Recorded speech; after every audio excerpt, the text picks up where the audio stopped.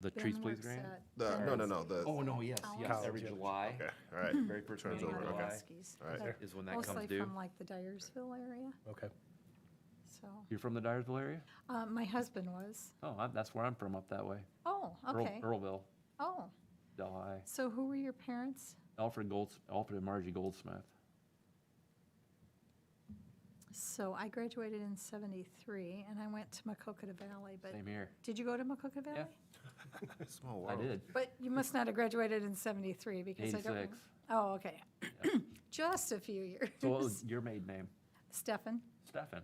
Yeah. Probably the closest to your age might be Joe. He's Maybe. probably even older than you, though. Yeah. Donnie Yeah. Stefan lived right down the road from us. Do you know Do you- Don? I don't think so. Do you have older brothers and sisters? Well, Or who's the oldest? let me explain. I do have older brother and sister, but I was adopted, so I have a different last name. It was Tooman, Randy Tooman, Mary Ann Tooman. Oh, I knew. Tuman. Is Randy about my age? That's my brother. Yeah, Randy. He about your age. How are you? I'm 66. Pretty close. Yeah. I know there was a Trudy Toomer, but I don't remember a Trudy Toomey. Toomey. Okay. Mm-hmm. But their last name is Tooman? Tooman. Yeah. Mm-hmm. Doesn't ring a bell. Ruth Putz would have been in that class. Jeff Goldsmith Must be a few years younger. might be. I knew some Goldsmiths from Earlville. Mm-hmm. Jerry and Connie. Connie was my age. Okay. Although I think she went to Beckman. Mm-hmm. So, small world, huh? It is. It is. I didn't know. I didn't realize you're from up that way. Yeah, actually, we just moved here a couple years ago. Yeah. But I started at the university about 5 years ago. We have grandkids in Des Moines, and Yeah. I wanted to be closer to them. Yeah. Really understand. Small world. It is very small.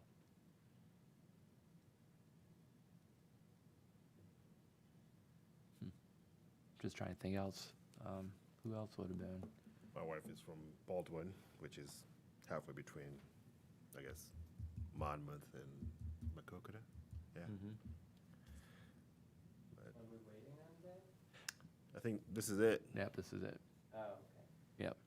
So then, you want to slide over so it doesn't look Yeah, sorry. posted?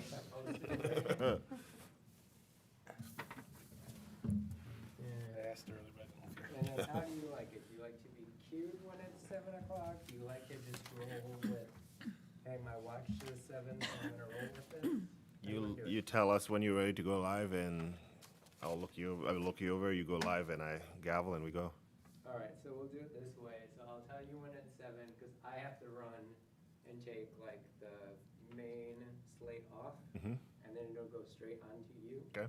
So I'll tell you to go, you count to 5. When I hear the gavel hit, I'll switch to, Oh, you don't have to record the gavel. I mean, I can. Okay, that's fine. Normally, from what Derek told me, was when we hear the gavel, Mhm. that's when we switch. Okay.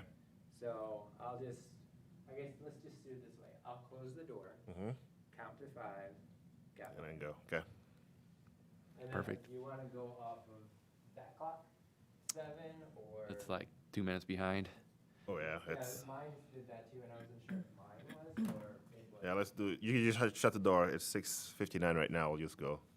Okay, if you're ready to go, we can just go. All right, let's do it. All right. Shut the door. I'm counting to 5.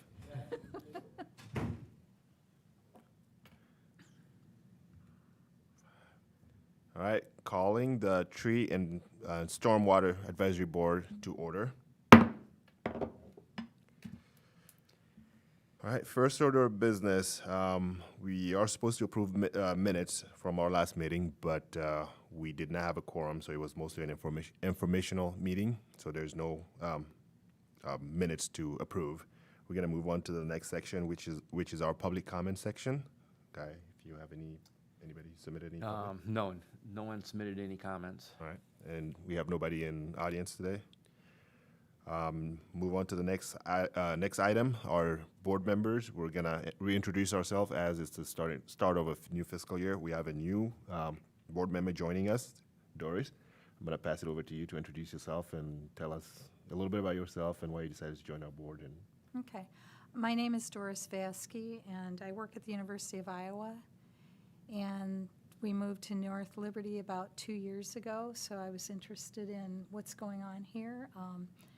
In particular, I really like the parks and have an interest in arboretums as well, because there was an arboretum in Dubuque where I used to live, and would love to see one here. cool. Thanks for joining. I'm just gonna go ahead and reintroduce myself again. I'm Abdurrahman Bila. I've been a resident for almost 9 years now. I have 3 children living here, and all on the Clear Creek side of town. Go Clippers!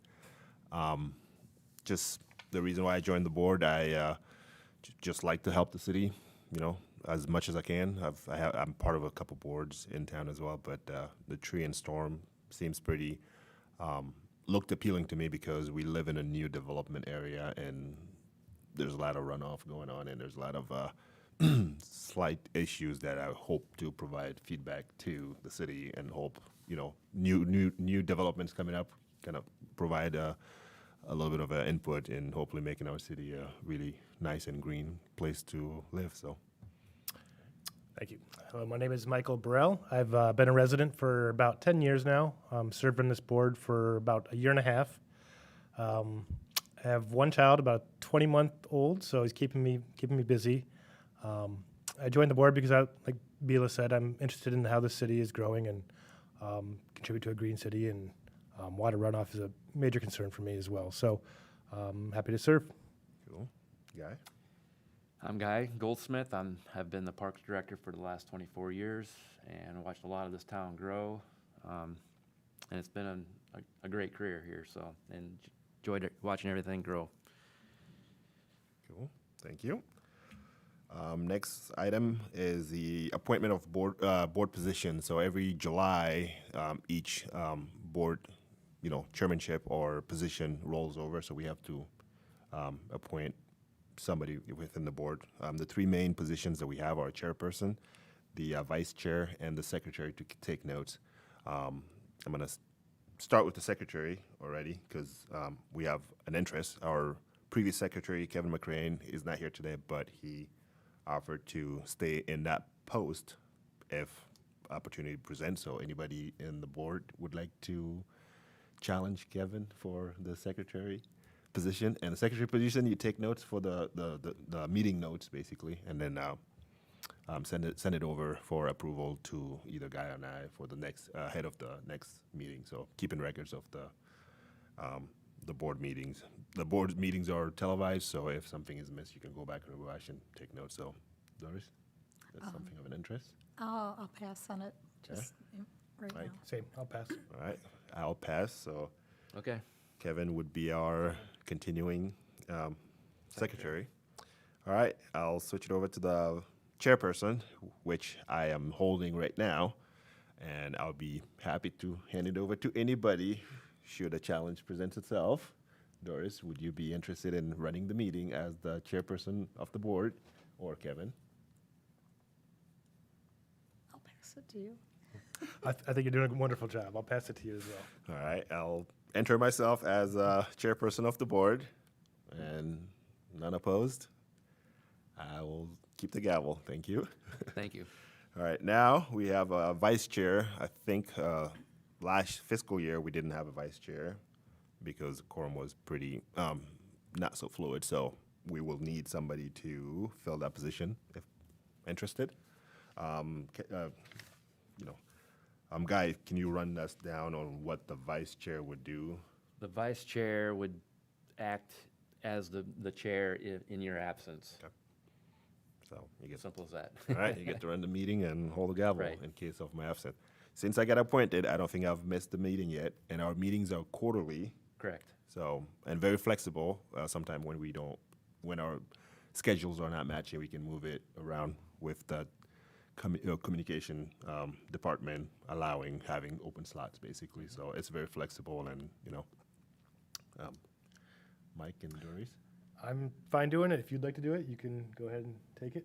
No, go right All ahead. right, I'll accept it. All right, we'll Thank put you, Mike. Mike. Very good. Thank you, Thank you Mike. much. All right. Next item is our tree report. I'll send it over to Guy for a report. Yes, we've been reporting on the Mid-America 2021 Trees Please grant, which we received in March. And those trees were dedicated to go out to Red Fern Dog Park, which we planted about 2 weeks ago. So they're all in, very nice looking trees. I don't know if has anybody made it out to the new dog park yet? Yep. Okay. Yep. So we planted 5 red oak, 5 white oak, and 5 red maple. So, and they're pretty good size too. They're a little bigger than the ones that we planted previously. I think they're gonna do quite well out there, so. Upcoming funding for the 2022 Trees Please will probably be in November. I'll get that submitted and hopefully we'll be accepted again for Trees Please grant. The selection of trees for that park, was it in, we had a meeting last quarter where a gentleman from a firm came and did a survey of all the trees in the city and also provided feedback to the park department on what kind of trees to plant to kind of promote diversity across, not planting the same type of tree all the time. So I was just wondering if the selection of these trees were part of that presentation that we got from the. Somewhat, Okay. but I planted what I felt was probably the best tree for the area. Okay. Eventually we want some nice shade, and everything here will provide some nice shade. They're all pretty hardy trees. The maples will grow a little faster than the oaks, but yeah, shade was probably the main course here. All right. Thank you. Future shade.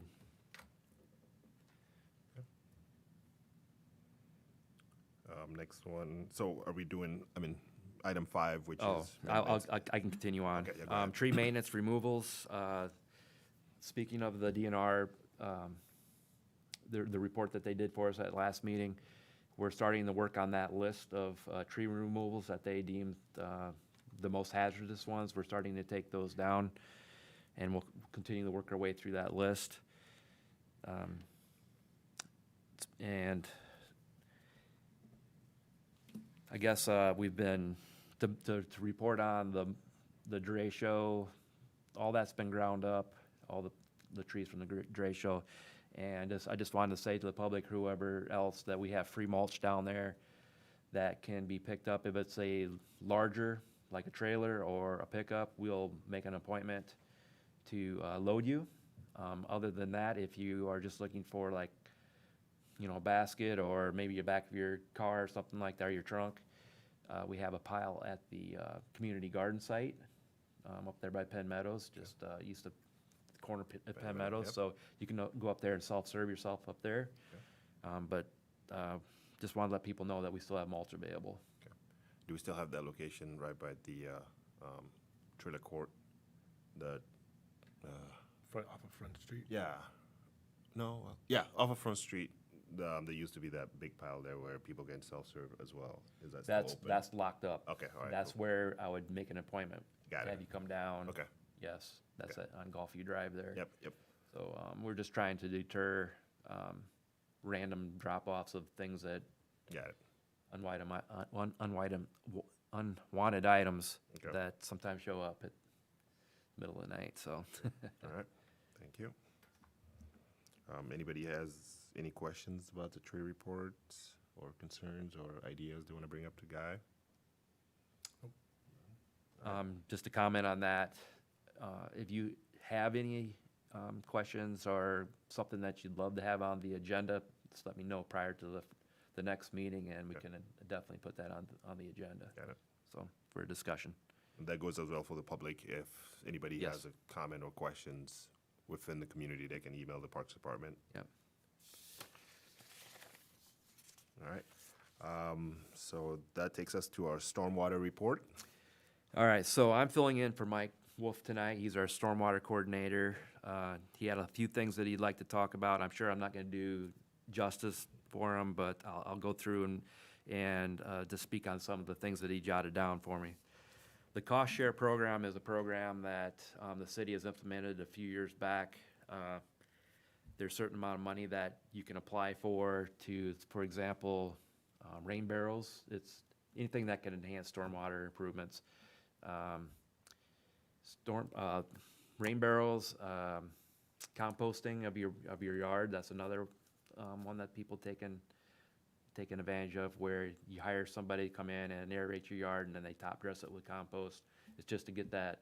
We're trying to keep water on site rather than run off. Trying to get it to percolate into the ground. There are many other things that people have applied for that for approval. So that's what that program is. So last year they did run out of money. I think that was the first time that had happened. That just shows that we've had quite a few applicants and projects. So that program is kicking off again. I think it's because people are becoming more aware of it. This is some of the reason why I think they ran out of money last year. So just let everybody know that program is in effect yet. So Project Green was a plant tour at the Extreme Arena. It was a DNR grant outreach. The cities of Iowa City, Coralville, and North Liberty, they had like a booth, a table, what they had information on. I guess they talked about the green roof on the Extreme Arena. It must be a grass roof or something like that. I'm not sure. I haven't seen it yet, but that's what Mike had jotted down here. He thought maybe 75 people showed up for the 2 days, and they sat at the booth for like 3 hours per day. Okay. August 28th, Centennial Park, they're hosting a stormwater tour. Again, Mike will have a table there with information set up at the park. He'll have a rain table, I guess, to show how stormwater moves across the land and across streets for people to play with. So that's a kids-friendly Yes. event as well? Yes, yes. Let's see, anything else? That's pretty much, I wish he were here because he'd have a lot more to speak on, but that's just a kind of a highlight of what has been going on with him. I'm going to go back to item A, the Sure. cost-sharing program. I think we talked about it last meeting too. The composting is part, I think it's the SQR, the soil quality. I forgot what the R stands for, but it's a program that I've taken advantage of because our houses in the Westlake side of town have really poor soil quality, so our grass is having a hard time taking in.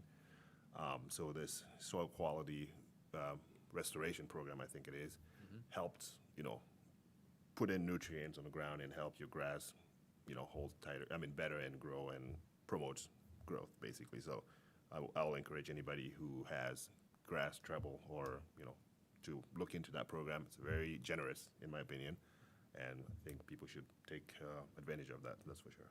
So may I ask, when did you, I did it a couple of years ago, Okay. actually 3 or 4 years ago, and I think I asked Mike if it was a one-time thing, one time per resident, and he said no. Every year you can reapply for it. So I think the more you do it, the better your soil Yeah.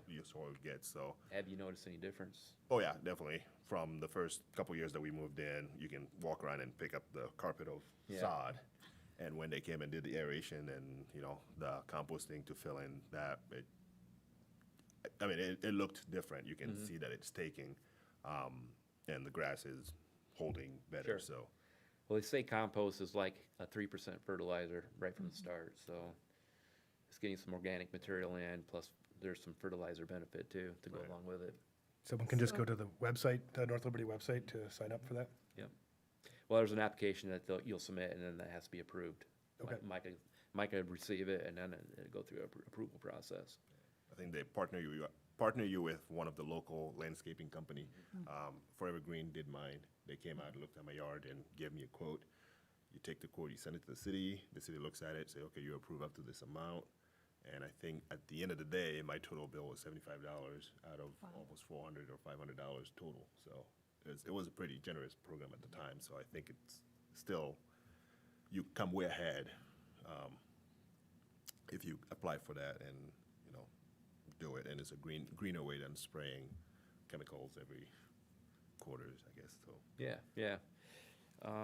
So is that you said on the North Liberty website, is there a particular link that you go to or what you click on to get to Stormwater, it? there's a stormwater area on the website. Before you leave number 6, I have one more thing I want to Sure, comment yeah, on, so. go for it. Okay, any other questions on Question, the storm, No. program? Okay. Sounds great. I just want to report that we did have a sizable fish kill at Broadmoor Estates Pond. That was two weeks ago. It was due to low oxygen levels in the pond, and we have some suspended algae. So what happened, I had the DNR come out.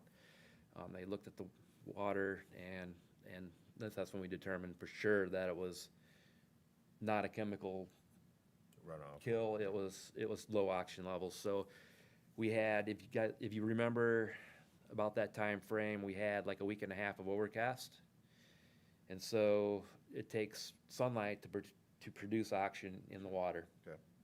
And when you have a little bit of algae suspended in the water, algae will either produce oxygen or take oxygen. So on an overcast day, it's actually taking oxygen. So it's just a combination of things. We had low levels of oxygen, and there's quite a sizable fish kill. There are still fish in there. I've been working with the DNR. If we need to, we're going to do a restocking of the fish. That pond has been typically we get some fish kills in it. Most of the time it's winter kill, Okay. but it has a lot to do. It's a very shallow pond. Yeah. So I'm actually looking into it's a diffuser system. It's kind of like an aquarium, but on a much larger scale. So I'm meeting our utility company out there tomorrow to see where we could bring in power. Okay. And I'm working with a company up in Cedar Rapids to design some sort of system. We'll get some costs together and see if we can get that into the next budget year Okay. as a benefit to that pond. I think there was something similar in the news out around Des Moines area where they were talking about the algae suspension causing those fish kills. What are we doing for mitigating the algae growth naturally, I guess? That's a very good, I'm glad you brought that up. So algae grows because there's nutrients in the water. Okay. And just to let everyone know that your street, those stormwater drains, they go directly into the pond. So let's say when you're mowing your yard and you get grass clippings in the street, or you're putting fertilizer down and you get fertilizer in the street, and if you don't get that out of the street, that goes directly down to the pond and provides nutrients to the algae. Okay. So there's some methods that you can use to help with that. There's a bacteria enzyme product that you can use, very expensive, but you can use it, and which we did. We put some of that in, and it did clear up the water somewhat. What that does, it feeds on the nutrients. It can actually take about an inch of muck away a year if you do it year after year, so you can get rid of some of that siltation. Okay. But it basically feeds on the nutrients that feeds the algae and doesn't let it grow Okay. as much. So that's the main thing, Yeah. is the nutrients, grass clippings, and fertilizer. So grass clipping, I would say, driving around town, you see people clipping their grass at the edge and shooting it to the street. So it's a safety issue because of motorcycles or bikes, slippery, but also it's got a direct correlation to It does. our ponds and ponds health, I guess. Anybody has any So question, comment? all you need to do is take your leaf blower and blow it back up into your yard when you're done. And that makes a huge difference on water quality of our ponds. Good to know. So, but unfortunately, Broadmoor Pond is, like I said, is a little on the shallow side, so it has that going against it too. Do you know if people are using it for fishing, or is it highly used for? Yeah. What is it? All of our ponds are highly used, and another comment I want to make, while we were out there, we ran into people who didn't realize that they can actually harvest the fish and take them. So most people catch and release. Paul Sleeper from the DNR, he said when we had this kill, he said sometimes that's just nature's way of taking care of itself when you have a large fish kill. Maybe our pond was a little overpopulated because a lot of the fish were basically the same size. They're not, normally as a diverse pond, you want to see all sizes, big ones, small ones, little babies, but a lot of them were basically the same size. So sometimes a little bit of cutback on the fish is beneficial. So. Thank you. And we'll move on to our item number 7, which is our old business. Anybody has anything on old business to bring up? I do not. Okay. right. Okay. Okay. All right, new business. Anybody wants to bring anything to discuss today? Nope. Okay. All right, so set our next meeting schedule our next meeting for Thursday, October 13th. You know what? I have that wrong. That should be Wednesday. Oh, Wednesday. Yeah. Okay. And whatever that Wednesday is. I Still don't- the 13th? It's probably October 13th. All right. October 13th at 7 p.m., and we'll still do it in person Mm-hmm. according to health guidelines, I guess. Next item is adjournment. Did I have a motion to adjourn? Motion. I have a second. Second. All in favor, say aye. Aye. All, We are adjourned. there's no nay. We are adjourned. Thank you. All right, thank you.